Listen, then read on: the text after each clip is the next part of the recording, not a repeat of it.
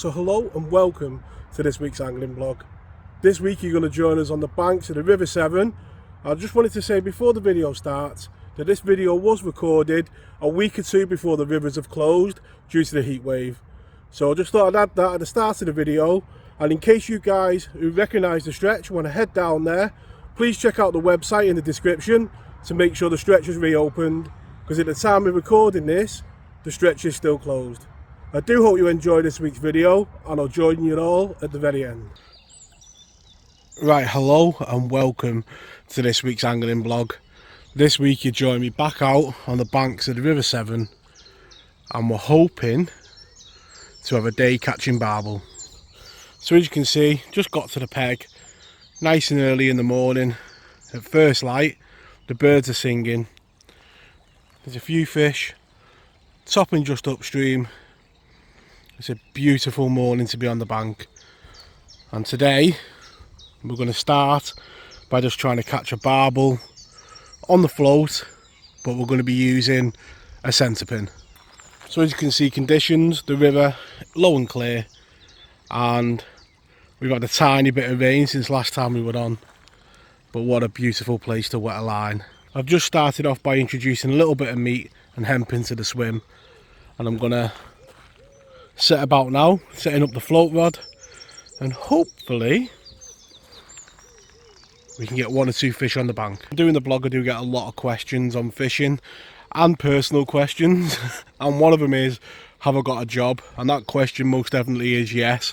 I work 9 to 5, and yeah, but every weekend I do try and get bankside, and this time of the morning is a time that I love. You can see the river is alive with fish. The bank's normally quiet, and the birds singing. It's just a beautiful time of day.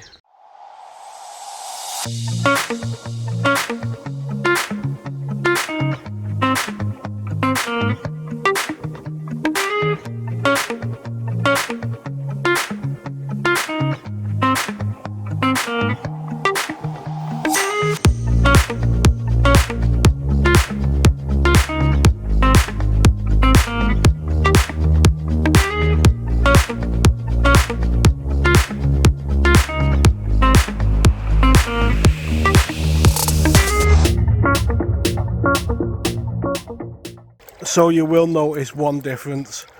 Mr. Centre Pin's gone. Just not working. This fast water here just wasn't settling fast enough, and moved over to the thick spool, and the first trot down is buried with a barbel. It just shows when you're getting it right, it's instant. Well, I've probably wasted 2 hours just trying to get them going. If you guys do a lot of fishing, you know when you're doing it wrong, and more importantly, the fish let you know as well. So what a battle that was on the float rod. Yeah, good solid battle. As you see, a nice bend in the rod, giving him a good rest in the margins here before we blog him, and I say make sure he's okay. It's a nice barbel. What a beautiful fish the barbel is. You can see there the orange in its fins, the browns, and yeah, we'll give him a good rest and make sure he's ready to be blogged, and then we'll rest him before he goes back. And there we go. What a beautiful way to start the session. Like I say, been an hour or two coming, moving over to that thick spool reel definitely made a difference. A nice battle as that sun's coming up, and we definitely have missed out on a good part of the day, but let's get him straight back.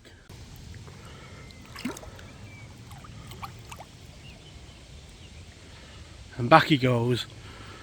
Now let's get back out there and see that sun over the yard arm a bit, but yeah, fingers crossed that's the first of maybe one or two.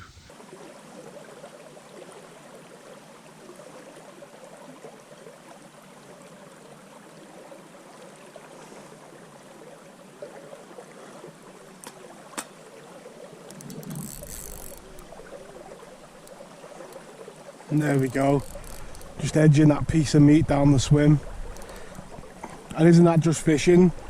You know, the other week we were catching them right here, and this week they're just holding down there. And so that's the first trot down after releasing that barbel. So they definitely know where the snags are. And we won't bother holding them up for the camera. A mint condition chub, and yeah, good to be getting into them as well, because they were very absent in the last few sessions on here. But on the channel I do fish the River Dane quite a bit, but you can't beat a River Severn chub.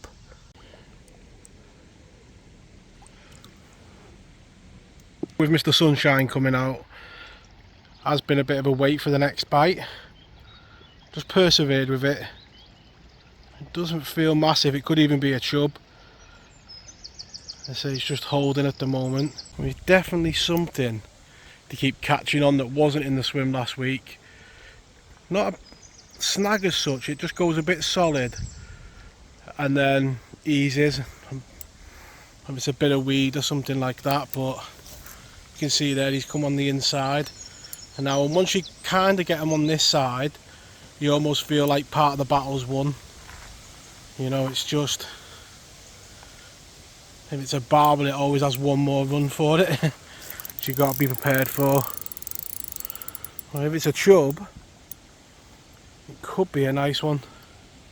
I've just got a glimpse of it, and it is Mr. Chub. And yeah, I'm laying off on the clutch a little bit because the way it's pulling doesn't look a bad one. It's certainly one that I want to get in, most definitely. As I said, there's a lot of power on the river, but yeah, just going to concentrate on trying to get him in, because Mr. Chub will head for them snags, and he won't just lie underneath them, he'll try and make a home. So yeah, just going to try and tease it in because it does look like a nice one. I've never caught a £5 chub before, so that is a new PB, proper made up. And there we go, what a beautiful chub that is. £5, 4 ounces I think it was, or 3.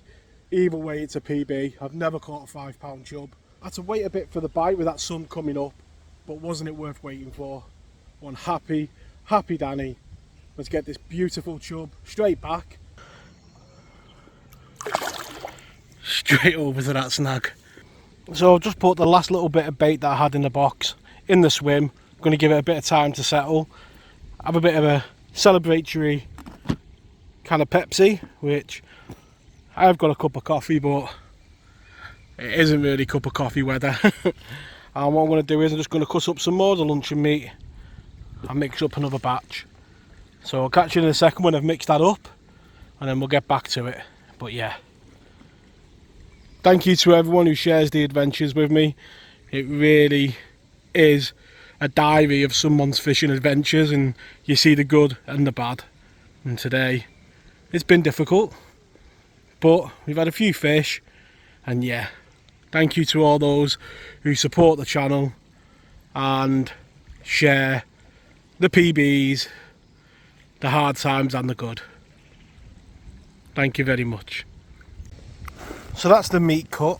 I'm purposely gone a bit smaller this week with the chunks, just to be a bit more delicate with the presentation. And then in goes some of the hinders hemp, and then just mix it all together.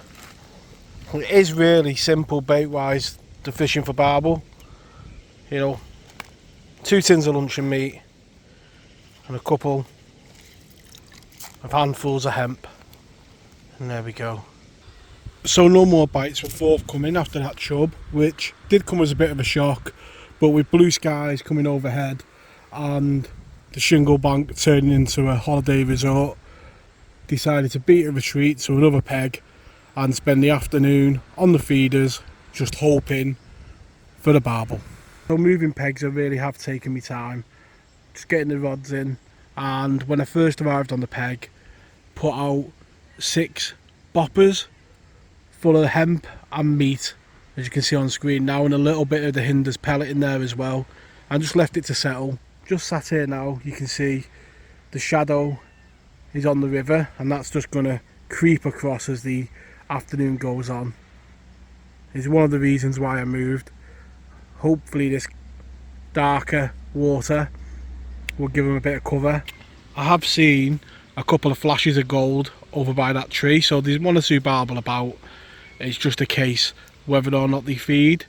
And yeah, on the right hand rod I've got a cage feeder, and in there I've got the hemp and the meat and the hinders pellets, and I'm capping that off with the barbel bond ground bait. On the left hand rod I've got a straight lead down to a piece of meat, a nice small hook and a small piece of meat to try and buy a bite. And at the swim I put the boppers of hemp and meat at the start, round about here, so it just trickles down. The right hand rod is the one on the cage feeder, and it's the old story of putting the ground bait up here and hoping it covers your lead rod down there. That's the hope. Sat on this peg with just me here and the rods. It's a lot quieter than it was on the shingle, with boats, picnics, people running in the water, dogs, the lot. So yeah, I'm going to chill out, enjoy what's left of the day, and hopefully we can connect with Mr. Barbel. So this is something new that I don't really use in my fishing, but I'm going to start being. As you know, I'm a great fan of putting hemp down, and I normally only do it on the inside rod, relying on the feeder to bait up my far bank rod. What this is going to allow me to do is to put a volume of bait over that far bank rod, especially when we fish places that are a bit wider like Atcham. For those wondering how it works, you just fill it up. When it hits the bottom, it releases all your bait on the bottom of the river. I've been teaming it up with one of the XTND rods with 15-pound line. I say it's the smaller model, so casts it okay, and that packs down really small just to put in me 3-rod hold all that I carry my barbel rods in.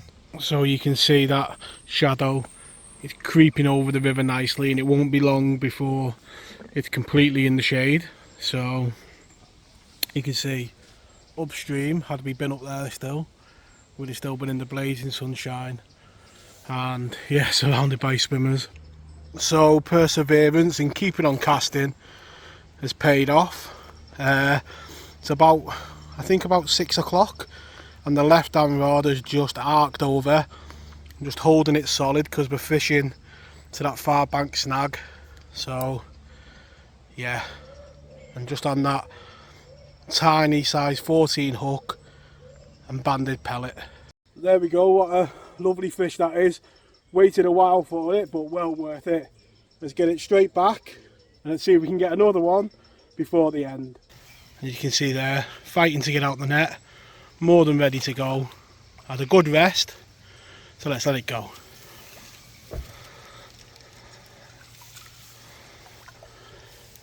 There we go.